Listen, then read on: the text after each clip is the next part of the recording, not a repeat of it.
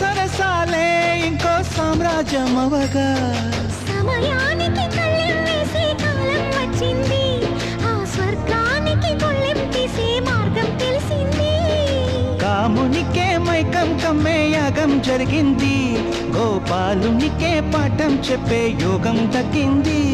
ఆ పాల పుంతని మలవేసి వరించే ఈ పూల పుంతలో పులకింతలు పుట్టించే నీ రసికతకే వేస్తా నా ఓటు, నా అలసటతో వేస్తా ఓటు.